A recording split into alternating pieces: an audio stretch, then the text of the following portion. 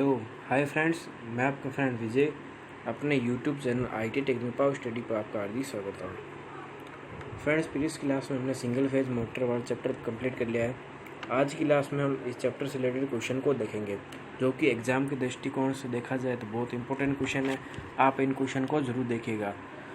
अगर आप हमारे चैनल पर नए तो चैनल को सब्सक्राइब कर लीजिए और वीडियो को एंड होने तक ज़रूर देखिए, ताकि आपके हर क्वेश्चन अच्छे से क्लियर हो सके।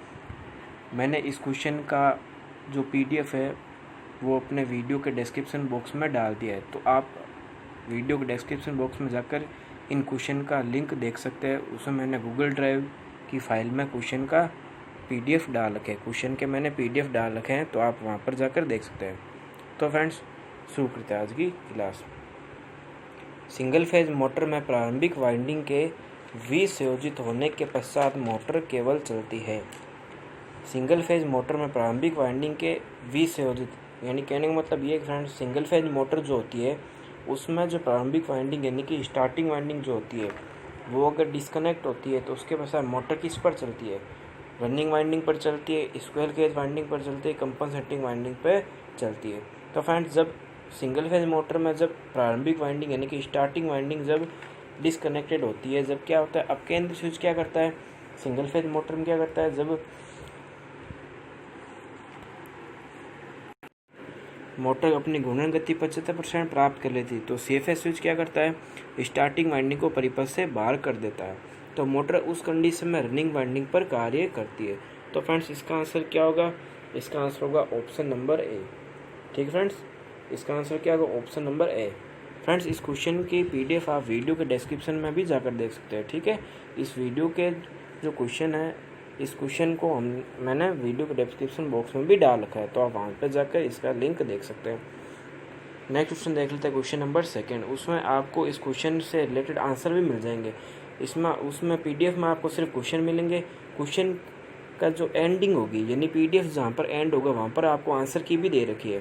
पहले आप क्वेश्चन को सेल्फ सॉल्व कीजिए ताकि आपके तैयारी अच्छे से हो पाए। आप पहले क्वेश्चन को खुद सॉल्व कीजिए, उसके बाद आप आंसर की में जाकर आंसर की देख सकते हैं। उसी PDF की एंड में मैंने आंसर की दे रखी है, तो आप जाके वीडियो के डिस्क्रिप्शन बॉक्स में जाकर क्वेश्चन को डाउनलोड जरूर कीजिएगा। ठीक है फ्रेंड्स, तो देखते हैं नेक्स्ट क्वेश्चन, क्वेश्चन नंबर 2। उच्च गति और उच्च स्टार्टिंग टॉर्क के लिए कौन सी मोटर उपयुक्त रहती है? उच्च गति और उच्च स्टार्टिंग टॉर्क के लिए कौन सी मोटर उपयुक्त रहती है? तो फ्रेंड्स, उच्च गति और उच्च स्टार्टिंग टॉर्क के लिए कौन सी मोटर उपयुक्त होती है? तो ऑप्शन नंबर इसका क्या होगा? Option number C, universal motor. Answer इसका क्या होगा? सही होगा, क्योंकि सेडेड पावर मोटर क्या होती है, इसकी गति तो निम्न होती है और स्टार्टिंग टॉर्क भी निम्न होता है। अगर फ्रेंड्स देखा जाए capacitor motor, capacitor run motor क्यों नहीं सकती? क्योंकि यहाँ पर ऑप्शन दे रखा है यूनिवर्सल मोटर। अगर यूनिवर्सल मोटर नहीं दे रखा होता तो हम देख सकते थे भाई कि इसका आंसर और कुछ होता है, लेकिन यहाँ पर यूनिवर्सल मोटर दे रखा है। जब भी फ्रेंड्स आपको ऑप्शन यूनिवर्सल मोटर दे रखा है तो आपको आंसर यही सही माना है, क्योंकि यूनिवर्सल मोटर की गति भी हमेशा हाई होती है और उच्च स्टार्टिंग टॉर्क इसका होता है। ठीक है फ्रेंड्स, नेक्स्ट देख लेते हैं, next question number 3। Single phase motor का स्टार्टिंग टॉर्क कैपेसिटर जोड़ने से सुधारा जा सकता है। सिंगल फेज मोटर का स्टार्टिंग टॉर्क कैपेसिटर जोड़ने से सुधारा जा सकता है। तो फ्रेंड्स, यहाँ पर पूछ रहा है कि स्टार्टिंग टॉर्क कैपेसिटर जोड़ने से सुधारा जा सकता है, तो कैपेसिटर को किस क्रम में लगाना चाहिए? तो क्वेश्चन में ये पूछ रहा है कि सिंगल फेज मोटर का स्टार्टिंग टॉर्क कैपेसिटर जोड़ने से सुधारा जा सकता है, तो कैपेसिटर को कैसे लगाना चाहिए?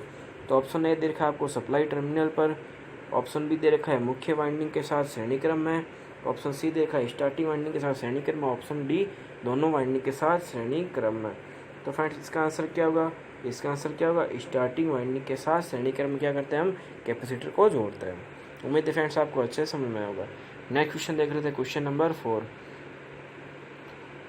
Split phase single phase induction motor में, split phase single phase induction motor की बात हो रही है फ्रेंड्स यहाँ पर। तो इसमें क्या दे रखा है? ऑप्शन ए दे रखा है सप्लाई में श्रेणी में 2 स्टेटर वाइंडिंग जुड़ी होती है। सप्लाई में श्रेणी में 2 स्टेटर वाइंडिंग जुड़ी होती है।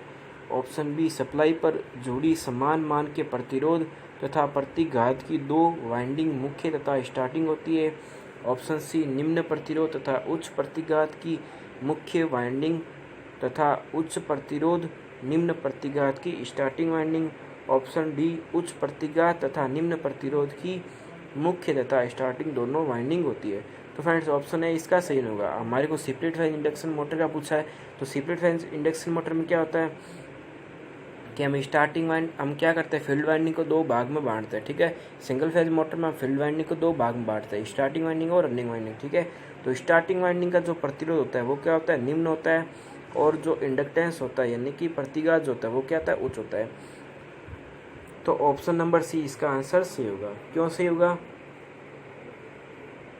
क्योंकि स्टार्टिंग वाइंडिंग का जो प्रतिरोध होता है, ठीक है, निम्न प्रतिरोध तथा उच्च प्रतिघात की मुख्य वाइंडिंग, यानी कहने का मतलब ये है कि जो मेन वाइंडिंग जो होती है, मेन वाइंडिंग का प्रतिरोध क्या होता है, कम होता है, और प्रतिघात क्या होता है, उच्च होता है। इसके कारण हम क्या करते हैं, प्रतिघात उच्च रखने के लिए क्या करते हैं, हम खांचों में अधिक गहराई में क्या डालते हैं, रनिंग वाइंडिंग को डालते हैं, ठीक है।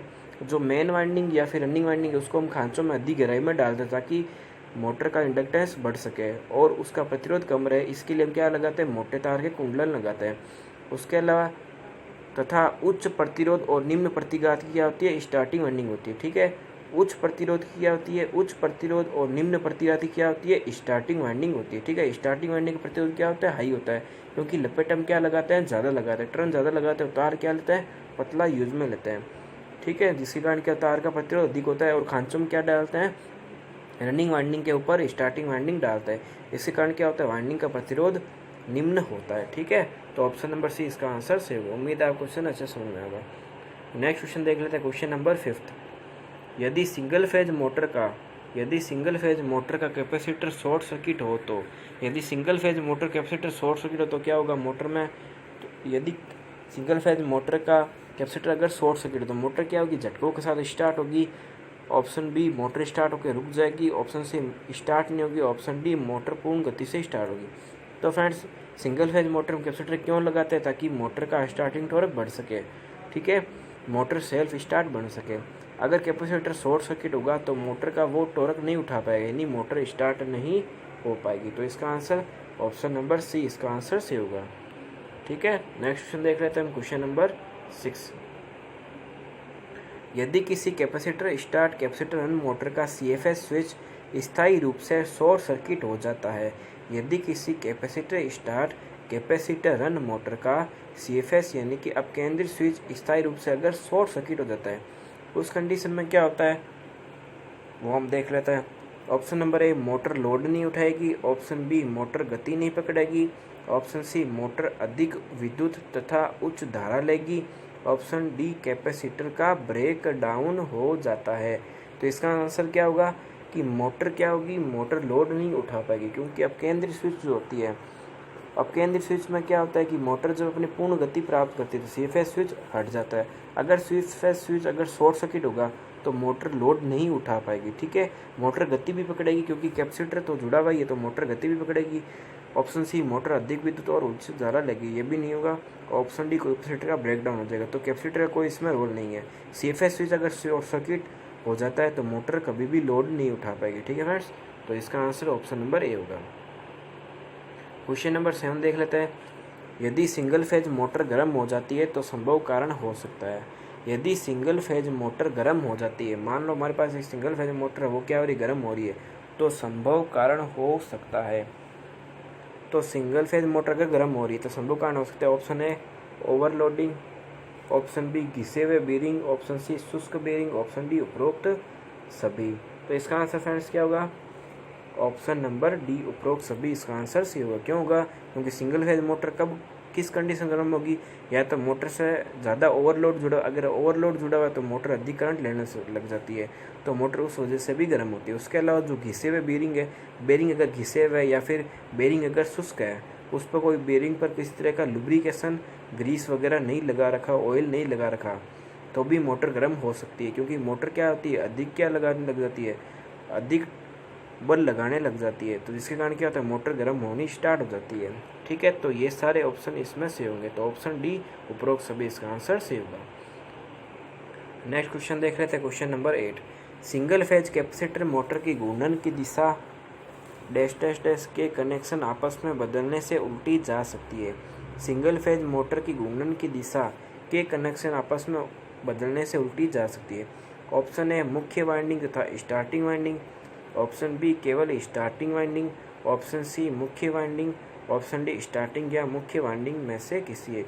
तो फ्रेंड्स मैंने आपको जब सिंगल फेज मोटर के बारे में बताया तो मैंने आपको बताया था उस टाइम कि किसी भी सिंगल फेज मोटर की अगर हमारे को घूर्णन दिशा परिवर्तित करनी है, ठीक है, अधिकतर हर मोटर की घूर्णन दिशा परिवर्तित होती है, लेकिन कुछ एक मोटर है जैसे कि हम देखते हैं कि जैसे स्लिपरिंग मोटर वगैरह जो होती है या फिर शेडेड पोल मोटर होती है, इनकी घूर्णन दिशा परिवर्तित नहीं होती। शेडेड पोल मोटर की घूर्णन दिशा परिवर्तित होती है, लेकिन थोड़ा बहुत उसकी कंस्ट्रक्शन भी क्या करना पड़ता है, परिवर्तन करना पड़ता है। तो हम ऐसे मान सकते हैं शेडेड पोल मोटर की घूर्णन दिशा परिवर्तित नहीं होती, ठीक है। बाकी लगभग हर मोटर की दिशा परिवर्तित होती है, ठीक है। तो नॉर्मल हम जैसे मानते हैं कि सिंगल फेज मोटर की घूर्णन दिशा परिवर्तित करने की क्या विधि है, तो मुख्य वाइंडिंग और स्टार्टिंग वाइंडिंग दोनों को बदलने से नहीं होगा, ठीक है। ऑप्शन बी केवल स्टार्टिंग वाइंडिंग से भी नहीं होगा, ऑप्शन सी मुख्य वाइंडिंग से भी नहीं होगा, ठीक है। तो इसका आंसर क्या होगा, ऑप्शन नंबर डी से होगा। क्यों सही होगा, क्योंकि स्टार्टिंग या मुख्य वाइंडिंग यानी रनिंग वाइंडिंग दोनों में से किसी एक के कनेक्शन हमारे को आपस में बदलने होंगे। अगर हम दिशा बदल देंगे, ठीक है, अगर दोनों के कनेक्शन बदल देंगे तो मोटर की दिशा है वापस वही हो जाएगी, मोटर रिवर्स नहीं हो पाएगी, मोटर की दिशा वापस वही हो जाएगी, ठीक है फ्रेंड्स। नेक्स्ट हम देख लेते हैं क्वेश्चन नंबर 9। अगर फ्रेंड्स आपको क्वेश्चन समझ में आ रहा है और अगर वीडियो पसंद आ रहा है तो वीडियो को एक लाइक जरूर कीजिए और वीडियो को एंड होने के बाद कमेंट करके ज़रूर बताइए कि आपको क्वेश्चन कैसे लगे। और अगर आपको इन क्वेश्चन के संबंधित कोई भी रिलेटेड प्रॉब्लम हो तो आप मुझे कमेंट करके ज़रूर बता सकते हैं। नेक्स्ट क्वेश्चन देख लेते हैं, क्वेश्चन नंबर 9। इनमें से किस प्रकार की मोटर में घूर्णन दिशा परिवर्तित की कोई व्यवस्था नहीं होती। इनमें से किस प्रकार की मोटर में घूर्णन दिशा परिवर्तन की कोई व्यवस्था नहीं होती। Option A repulsion motor, option B capacitor start motor, option C single phase slip ring motor, option D universal motor. तो फ्रेंड्स इसका आंसर क्या होगा कि किस प्रकार की मोटर में घूर्णन दिशा परिवर्तन की कोई व्यवस्था नहीं होती, तो एकल फेज जो स्लिपरिंग मोटर होती है, ऑप्शन नंबर सी इसका आंसर सी होगा, ठीक है। क्योंकि सिंगल फेज जो स्लिपरिंग मोटर होती है उसमें घूर्णन दिशा परिवर्तन की कोई तरह की व्यवस्था नहीं होती। बाकी रिपल्सन मोटर है, कैपेसिटर स्टार्ट मोटर और यूनिवर्सल मोटर, ये सब की दिशा परिवर्तित कर सकते हैं। रिपल्सन मोटर में घूर्णन दिशा परिवर्तित करने के लिए हम क्या करते हैं, जो कार्ब मेंबर्स है उसकी पोजीशन को चेंज कर देते हैं। उसके अलावा कैपेसिटर स्टार्ट मोटर में तो वही मेथड है कि स्टार्टिंग रनिंग दोनों में से किसी एक वाइंडिंग के कनेक्शन आपस में बदलकर। यूनिवर्सल मोटर में क्या करता है, आर्मेचर या फील्ड वाइंडिंग दोनों में से किसी एक के कनेक्शन चेंज करके कर सकता है, ठीक है। तो इसका आंसर क्या होगा, option number C. Slip ring motor में किसी तरह की घूर्णन दिशा परिवर्तन की व्यवस्था नहीं होगी, तो इसका आंसर ऑप्शन नंबर सी होगा। नेक्स्ट क्वेश्चन देख लेते हैं, क्वेश्चन नंबर 10।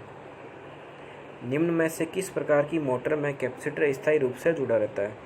निम्न में से किस प्रकार की मोटर में कैपेसिटर स्थायी रूप से जुड़ा रहता है। Option A capacitor start motor, option B permanent capacitor motor, option C shaded pole motor, option D capacitor start capacitor run motor.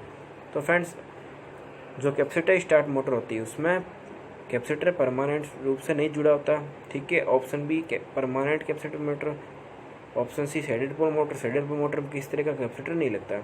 Option D capacitor start capacitor run motor में क्या होता है कि दो तरह के कैपेसिटर लगता है, एक तो कैपेसिटर स्टार्टिंग के समय काम करता है और दूसरा रनिंग के टाइम। एक कैपेसिटर जो होता है अधिक मान का उसको परिपथ से हटा दिया जाएगा तो कैपेसिटर स्थायी रूप से नहीं जुड़ रहेगा, तो ऑप्शन बी इसका आंसर से होगा, यानी कि परमानेंट कैपेसिटर मोटर इसका आंसर से होगा, यानी कि परमानेंट यानी कि स्थायी कैपेसिटर मोटर इसका आंसर से होगा। नेक्स्ट क्वेश्चन देख लेते हैं, question number 11। Capacitor start motor में उत्पन्न टॉर्क किसके समानुपाती होता है। कैपेसिटर स्टार्ट मोटर में उत्पन्न टॉर्क किसके समानुपाती होता है। तो कैपेसिटर स्टार्ट मोटर की बात हो रही है तो कैपेसिटर स्टार्ट मोटर में जो उत्पन्न जो टॉर्क होता है, यानी कि मोटर जो घुमाव बल आरोपित करती है कि यानी कि टॉर्क उत्पन्न जो मोटर में होता है वो किसके समानुपाती होता है। तो ऑप्शन ए दे रखा है रनिंग वाइंडिंग की धारा, ऑप्शन बी स्टार्टिंग वाइंडिंग की धारा, ऑप्शन सी रनिंग और स्टार्टिंग वाइंडिंग के मध्य कोण, और ऑप्शन डी सभी। तो इसका आंसर क्या होगा, ऑप्शन नंबर सी इसका आंसर सी होगा, ठीक है। ऑप्शन नंबर सी इसका आंसर सही होगा। क्यों होगा, क्योंकि रनिंग वाइंडिंग की धारा के भी समानुपाती नहीं होगा, स्टार्टिंग वाइंडिंग के भी धारा के समानुपाती नहीं होगा, लेकिन रनिंग और स्टार्टिंग वाइंडिंग के बीच में जो कोण बन रहा होता है उसके टॉर्क क्या होता है, समानुपाती होता है। तो स्टार्टिंग रनिंग वाइंडिंग के मध्य जो बीच में जो कोण बनता है उसके क्या होता है, समानुपाती होता है। तो ऑप्शन नंबर सी इसका आंसर सही होगा। नेक्स्ट क्वेश्चन देख लेते हैं, क्वेश्चन नंबर 12। एकल चरण प्रेरण मोटर का कार्य सिद्धांत क्या है। एकल चरण प्रेरण मोटर का कार्य सिद्धांत क्या है। ऑप्शन है लेंज का नियम, ऑप्शन बी जूल का नियम, ऑप्शन सी फैराडे का नियम, ऑप्शन डी फैराडे का विद्युत चुंबकीय प्रेरण नियम। तो फ्रेंड्स एकल चरण प्रेरण मोटर कार्य सिद्धांत क्या होता है? फैराडे का विद्युत चुंबकीय प्रेरण नियम कार्य सिद्धांत इसका होता है। नया क्वेश्चन देख लेते हैं, question number 13। AC single phase motor के किस प्रकार को कम्यूटेटर मोटर प्रकार के तहत वर्गीकृत किया गया? ये क्वेश्चन फ्रेंड्स बहुत अच्छा क्वेश्चन है, आप इस क्वेश्चन को ज़रूर देखिए। ये क्वेश्चन समझने लायक है, बहुत अच्छा क्वेश्चन है। ठीक है, ये इस क्वेश्चन में ये कह रहा है कि एसी सिंगल फेज जो मोटर है, ठीक है, एसी सिंगल फेज मोटर है, उसके किस प्रकार को कम्यूटेटर प्रकार की मोटर के तहत वर्गीकृत किया गया। तो इस क्वेश्चन के कहने का मतलब ये है, ये क्वेश्चन एक तरीके से निमी पैटर्न का क्वेश्चन है। ठीक है, ये निमी पैटर्न का क्वेश्चन है ये। ठीक है, अच्छा क्वेश्चन है, अच्छा टाइप का क्वेश्चन है। तो इस क्वेश्चन में ये कहना चाहता है कि किस प्रकार की मोटर में कम्यूटेटर का यूज होता है। ठीक है, तो इस क्वेश्चन को आप ऐसे समझ सकते हैं कि ऐसी सिंगल फेज मोटर के किस प्रकार की मोटर में क्या होता है, कम्यूटेटर का यूज होता है। ठीक है, तो ऑप्शन ए दे रखा है स्टेपर मोटर, ऑप्शन बी प्रतिकर्षण motor, option C shaded pole motor, option D स्थायी संधारित्र मोटर। तो ऑप्शन बी इसका आंसर सही होगा, क्योंकि रिपल्सन मोटर में क्या होता है, हम कम्यूटेटर का भी यूज करते हैं। ठीक है, कम्यूटेटर का भी यूज करते हैं, आर्मेचर का भी यूज करते हैं, कार्बन बुश का भी यूज करते हैं, तो तीनों का ही यूज होता है। तो कम्यूटेटर प्रकार के तहत किसको वर्गीकृत करते हैं? प्रतिकर्षण प्रकार की मोटर को वर्गीकृत करते हैं। तो उम्मीद है आप क्वेश्चन अच्छे समझ में आएगा। नेक्स्ट क्वेश्चन देख लेते हैं, क्वेश्चन नंबर 14। किस प्रकार के एसी सिंगल फेज प्रेरण मोटर में कम स्टार्टिंग टॉर्क होता है? किस प्रकार के एसी सिंगल फेज मोटर में कम स्टार्टिंग टॉर्क होता है? ऑप्शन ए एकल फेज स्लिप रिंग प्रेरण motor, option B capacitor start induction run motor, option C capacitor start motor, option D प्रतिरोध स्टार्ट इंडक्शन रन मोटर। तो फ्रेंड्स ऑप्शन है इसका सही आंसर नहीं होगा, क्योंकि एकल फेज स्लिप रिंग प्रेरण मोटर क्या होता है, स्टार्टिंग टॉर्क हाई होता है। क्यों होता है? क्योंकि उसमें जो प्रतिरोधक लगता है, रियोस्टेट जो लगते हैं उसमें, ठीक है, थ्री फेज जो रियोस्टेट लगता है वो, उसके कारण क्या होता है, टॉर्क अपने आप बढ़ जाता है। उसके अलावा कैपेसिटर स्टार्ट रन मोटर का भी स्टार्ट टॉर्क हाई होता है और कैपेसिटर स्टार्ट मोटर का भी हाई होता है। तो प्रतिरोध स्टार्ट या फिर इंडक्शन रन मोटर है, इसका जो स्टार्ट टॉर्क होता है वो क्या होता है, कम होता है। तो इसका आंसर क्या होगा? ऑप्शन नंबर डी होगा। क्यों होगा? क्योंकि प्रतिरोध स्टार्ट इंडक्शन रन मोटर कौन सी होती है, इसको हम एक तरीके से सेपरेट फेज प्रेरण मोटर भी मान सकते हैं। ठीक है, प्रतिरोध स्टार इंडक्शन मोटर का क्या होता है, स्टार्टिंग टॉर्क कम होता है, क्योंकि इसमें किसी तरह के कैपेसिटर का यूज नहीं होता। ठीक है, तो इसका आंसर क्या होगा? ऑप्शन नंबर डी होगा। क्वेश्चन नंबर 15 देख लेते हैं। वाउंड रोटर के साथ कौन सी एकल कला मोटर फिट है? वाउंड रोटर के साथ कौन सी एकल कला मोटर फिट होती है? आच्छादित पोल मोटर, ऑप्शन बी प्रतिकर्षण मोटर, ऑप्शन सी स्थायी संधारित्र मोटर, ऑप्शन डी संधारित्र प्रारंभ संधारित्र रन मोटर। तो फ्रेंड्स आच्छादित पोल मोटर कौन सी होती है? आच्छादित पोल मोटर को हम क्या बोलते हैं फ्रेंड्स? शेडेड पोल मोटर बोलते हैं। ठीक है, तो आप ये ध्यान रखिएगा, कई बार एग्जाम में आच्छादित पोल मोटर लिखा आता है, तो आच्छादित पोल मोटर को हम क्या बोलते हैं? शेडेड पोल मोटर कहते हैं। तो आप ये जरूर ध्यान रखिएगा, ऑप्शन में कई बार आच्छादित पोल मोटर लिखा आता है, लेकिन आपको इंग्लिश में शेडेड पोल मोटर जरूर मिल जाएगा। ठीक है, तो आप इंग्लिश और हिंदी दोनों लैंग्वेज में क्वेश्चन को जरूर देखिए। तो वाउंड रोटर के साथ कौन सी एकल कला मोटर फिट बैठती है? तो वाउंड रोटर किस तरह की मोटर में यूज होता है? तो क्वेश्चन में ये कहना चाहता है। ठीक है, तो आच्छादित पोल मोटर वाउंड रोटर का यूज नहीं होता, संधारित्र वाले में भी नहीं होता, तो ऑप्शन बी इसका आंसर सी होगा। क्यों होगा? क्योंकि रिपल्सन मोटर में किसका यूज होता है, यानी कि प्रतिकर्षण मोटर। प्रतिकर्षण मोटर को हम क्या बोलते हैं? रिपल्सन मोटर बोलते हैं। रिपल्सन मोटर में किस किस का यूज होता है? रिपल्सन मोटर में आर्मेचर का, कम्यूटेटर का, कार्बन बुशो तीनों का यूज होता है। ठीक है, तो प्रतिकर्षण मोटर इसका आंसर सही होगा, क्योंकि प्रतिकर्षण मोटर में आर्मेचर का यूज होता है। तो आर्मेचर कौन सा होता है? जिस रोटर पे हम क्या करते हैं? वाइंडिंग करते हैं। जिस रोटर पे हम क्या करते हैं? वाइंडिंग करते हैं, उसको हम क्या बोलते हैं? वाउंड रोटर बोलते हैं, और उसको आर्मेचर भी कह सकते हैं। ठीक है, तो वाउंड रोटर को हम क्या बोलते हैं? आर्मेचर कहते हैं। तो इसका आंसर ऑप्शन नंबर बी सही होगा। नेक्स्ट क्वेश्चन देख लेते हैं, question number 16 number question. 16 number question की तरफ बढ़ते हैं। एकल चरण प्रेरण मोटर की स्टार्टिंग और रनिंग वाइंडिंग के बीच कोणीय विस्थापन क्या है? एकल चरण प्रेरण मोटर की स्टार्टिंग और रनिंग वाइंडिंग के बीच कोणीय विस्थापन पूछा है। कोणीय विस्थापन का मतलब क्या होता है? फेज जो डिफरेंस होता है। ठीक है, या फिर फेज डिस्प्लेसमेंट जो होता है, फेज डिफरेंस पूछा है कि स्टार्टिंग रनिंग वाइंडिंग के बीच का कोणीय कितना विस्थापन होता है। तो आंसर इसका क्या होगा, ऑप्शन नंबर सी होगा। क्योंकि फ्रेंड्स स्टार्टिंग रनिंग वाइंडिंग के बीच का क्या होता है, 90 डिग्री वैद्युतीय कोण का अंतर रखा जाता है सिंगल फेज मोटर में। ठीक है, सिंगल फेज मोटर में क्या करता है, 90 डिग्री वैद्युतीय कोण का अंतर रखता है। तो इसका आंसर ऑप्शन नंबर सी होगा। नेक्स्ट क्वेश्चन देख लेते हैं, question number 17। Running winding core के निचले भाग में क्यों रखी जाती है। रनिंग वाइंडिंग कोर के निचले भाग में क्यों रखी जाती है। ऑप्शन ए कम प्रतिरोध पाने के लिए, ऑप्शन बी कम प्रेरण पाने के लिए, ऑप्शन सी उच्च प्रतिरोध पाने के लिए, ऑप्शन डी उच्च प्रेरण प्राप्त करने के लिए। तो रनिंग वाइंडिंग को कोर के निचले भाग में क्यों रखा जाता है, तो इसका रीज़न पूछ रहा है। ठीक है, जब हम वाइंडिंग करते हैं, फील्ड वाइंडिंग जब करते हैं किसी भी सिंगल फेज मोटर में, जब हम वाइंडिंग करते हैं तो रनिंग वाइंडिंग को हम खांचों में अधिक गहराई में क्यों डालते हैं। इसका रीज़न क्या है, ऑप्शन है कम प्रतिरोध पाने के लिए, ऑप्शन बी कम प्रेरण पाने के लिए, ऑप्शन सी उच्च प्रतिरोध पाने के लिए, ऑप्शन डी उच्च प्रेरण प्राप्त करने के लिए।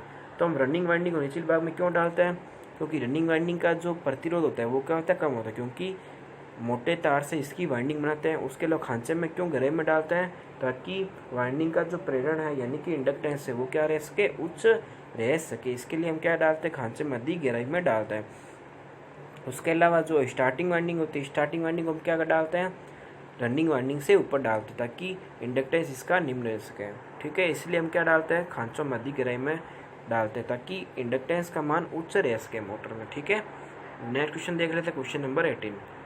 प्रतिकर्षण मोटर में क्या प्रभाव होता है यदि चुंबकीय अक्ष दूसरी तरफ स्थानांतरित होती है। प्रतिकर्षण मोटर यानी कि रिपल्सन मोटर में क्या प्रभाव होता है यदि चुंबकीय अक्ष जो है दूसरी तरफ स्थानांतरित होती है। ऑप्शन है रोटेशन की दिशा बदल जाएगी, ऑप्शन बी रोटेशन की दिशा समान रहेगी, ऑप्शन सी मोटर की गति बढ़ जाएगी, ऑप्शन डी मोटर की गति कम होगी। तो इसका आंसर क्या होगा फ्रेंड्स, जब हम प्रतिकर्षण मोटर में क्या करता है, यदि चुंबकीय अक्ष दूसरी तरफ स्थानांतरित होती है, यानी कहने का मतलब ये है फ्रेंड्स मेरा कि चुंबकीय अक्ष स्थानांतरित होने से मतलब क्या है कि चुंबकीय अक्ष को हम कैसे परिवर्तित कर सकते हैं। तो मैंने आपको रिपल्सन मोटर में बताया था कि रिपल्सन मोटर में हम चुंबकीय अक्ष जब चेंज करते हैं, चुंबकीय अक्ष कैसे चेंज होती है, हम कार्बन बुर्सों की जो सिचुएशन होती है, कार्बन बुर्सों की स्थिति को बदलकर हम क्या करते हैं, मोटर की घूर्णन दिशा को बदलता है, यानी कि मोटर की रोटेशन दिशा को बदलता है। तो चुंबकीय अक्ष अपने आप क्या हो जाती है, अपनी दिशा बदलती है। ठीक है, तो चुंबकीय अक्ष दिशा अपनी कब बदलेगी, जब कार्बन बुर्सों की स्थिति को बदला जाएगा। जब हम कार्बन बुर्सों की स्थिति को जब हम परिवर्तित कर देते हैं तो मोटर की चुंबकीय अक्ष भी परिवर्तित हो जाती है, जिससे मोटर की रोटेशन की गति क्या हो जाती है, मोटर की रोटेशन की दिशा क्या हो जाती है, बदल जाती है। इसका आंसर क्या होगा, ऑप्शन नंबर ए होगा। क्यों होगा, क्योंकि चुंबकीय अक्ष जब बदलती है तो मोटर की रोटेशन दिशा हमेशा बदल जाती है। ठीक है फ्रेंड्स, तो इसका आंसर क्या होगा, ऑप्शन नंबर ए होगा। नेक्स्ट क्वेश्चन देख रहे थे, क्वेश्चन नंबर 19। मोटर शुरू होने के बाद अब केंद्रीय स्विच को डिस्कनेक्ट नहीं किया जाता तो क्या प्रभाव पड़ता है। मोटर शुरू होने के पश्चात अब केंद्रीय स्विच यानी कि सेंट्रीफ्यूगल स्विच को अगर डिस्कनेक्ट यानी कि हटाया नहीं जाए तो मोटर पर क्या प्रभाव पड़ेगा। ऑप्शन है मोटर सामान्य रूप से चलेगी, ऑप्शन बी मोटर तुरंत बंद हो जाएगी, ऑप्शन सी स्टार्टिंग वाइंडिंग जल जाएगी, ऑप्शन डी मोटर बहुत धीमी गति से चलेगी। तो इसका आंसर क्या होगा, ऑप्शन नंबर सी, इसका आंसर सी होगा फ्रेंड्स। ठीक है, ऑप्शन नंबर ए नहीं होगा, ऑप्शन नंबर इसका सी आंसर सही होगा। ठीक है, सी आंसर क्यों होगा इसका ऑप्शन नंबर, क्योंकि जब अब केंद्रीय स्विच मोटर में किसी में भी जोड़ा जाता है तो अब केंद्रीय स्विच क्या करता है, स्टार्टिंग वाइंडिंग को परिपथ से अलग करने का काम करता है। अगर स्टार्टिंग वाइंडिंग को अगर परिपथ से नहीं हटाए तो क्या होगा, उस कंडीशन में क्या होता है कि जब कैपेसिटर स्टार्टिंग वाइंडिंग के श्रेणीक्रम में जुड़ा रहता है, ठीक है, तो कैपेसिटर अधिक मान का होने के कारण क्या होता है, वाइंडिंग को क्या मिलती है, अधिक मान की करंट मिलती है, जिसके कारण वाइंडिंग जलने का खतरा बढ़ जाता है मोटर में। इसलिए अब केंद्रीय स्विच को मोटर में जोड़ा जाता है। अगर अब केंद्रीय स्विच को मोटर में नहीं जोड़ा जाता है तो मोटर की वाइंडिंग जल जाती है। लेकिन फ्रेंड्स यहाँ पर मैं एक अपवाद की बात करूँगा। अपवाद की बात किसमें, स्थायी कैपेसिटर मोटर में है। स्थायी कैपेसिटर मोटर में आपको बताइए फ्रेंड्स, मैंने आपको स्थायी कैपेसिटर मोटर में बताया था कि स्थायी कैपेसिटर मोटर में हम किसी तरह के अब केंद्रीय स्विच का यूज़ नहीं करते, लेकिन उसमें अब केंद्रीय स्विच का यूज़ नहीं करते लेकिन उसमें वाइंडिंग तो नहीं जलती। तो इसका आंसर क्या होगा फ्रेंड्स, इसका मतलब ये है कि उसमें हमारे को CFS की ज़रूरत क्यों नहीं होती, क्योंकि उस कंडीशन में वाइंडिंग में जो जुड़ा हुआ कैपेसिटर है वो अधिक मान का नहीं होता। वाइंडिंग में जो स्थायी कैपेसिटर का जो मोटर में जुड़ा हुआ जो कैपेसिटर है वो अधिक मान का नहीं होता, वो लगभग 2 से 2.5 माइक्रोफैराड का होता है। तो इतनी वाइंडिंग करंट कैपेसिटी ग्रहण क्षमता रखती है, तो इतनी करंट ग्रहण क्षमता रखती है कोयल, इसलिए कोयल जलती नहीं है। अगर मैं बात करूँ कैपेसिटर रन मोटर की या फिर कैपेसिटर स्टार्ट मोटर की, तो कैपेसिटर स्टार्ट और कैपेसिटर रन मोटर टाइप में अगर CFS स्विच को अगर नहीं हटाए तो उसमें हम देखते हैं कि अधिक मान के कैपेसिटर जुड़ा होता है, तो उसके कारण क्या होता है, स्टार्टिंग वाइंडिंग जलने का खतरा बढ़ जाता है। इसके लिए हम क्या करते हैं, अब केंद्रीय स्विच को परिपथ में जोड़ते हैं। ठीक है, तब केंद्रीय स्विच जब नहीं जोड़ा था तो स्टार्टिंग वाइंडिंग मोटर की जल जाती है। ठीक है फ्रेंड्स, नेक्स्ट हम देख रहे थे क्वेश्चन नंबर 20। घरेलू पानी पंपों के लिए, घरेलू मोटर पंप के लिए कौन सी मोटर उपयुक्त होती है? ऑप्शन है यूनिवर्सल मोटर, ऑप्शन बी प्रतिकर्षण मोटर यानी कि रिपल्सन मोटर, ऑप्शन सी आच्छादित पोल मोटर, और आच्छादित का मतलब क्या होता है, shaded pole motor, option D संधारित्र प्रारंभ यानी कि कैपेसिटर स्टार्ट मोटर। तो इसका आंसर क्या होगा, ऑप्शन नंबर डी इसका आंसर सही होगा। ठीक है फ्रेंड्स, ऑप्शन नंबर डी इसका आंसर सही होगा, क्योंकि घरेलू पानी जो वाटर पंप होते हैं उसमें कैपेसिटर टाइप की मोटरों का अधिक यूज में लिया जाता है। ठीक है, तो इसका आंसर ऑप्शन नंबर डी होगा। मैंने फ्रेंड्स इसकी आंसर की भी इसी में डाल रखी है, तो मैं इस क्वेश्चन की PDF वीडियो के डिस्क्रिप्शन बॉक्स में भी डाल दूंगा, तो आपको आंसर की भी साथ में मिल जाएगी। ठीक है, तो ये आंसर की भी मैंने डाल रखी है, तो आप वीडियो के डिस्क्रिप्शन बॉक्स में जाकर क्वेश्चन की PDF डाउनलोड कर सकते हैं। ठीक है फ्रेंड्स, तो फ्रेंड्स आज की वीडियो को यही समाप्त करते हैं, मिलते हैं नेक्स्ट वीडियो में। अगर आपको हमारा वीडियो पसंद आया हो तो वीडियो को लाइक ज़रूर कीजिए और कमेंट करके बताइए ज़रूर कि आपको हमारा वीडियो कैसा लगा। वीडियो को अधिक से अधिक शेयर ज़रूर कीजिए ताकि आपके जो फ्रेंड्स हैं जिनको इस चीज़ का लाभ नहीं मिला उनको भी लाभ मिल पाए। तो फ्रेंड्स मिलते हैं नेक्स्ट क्लास में, तब तक के लिए जय हिंद जय भारत।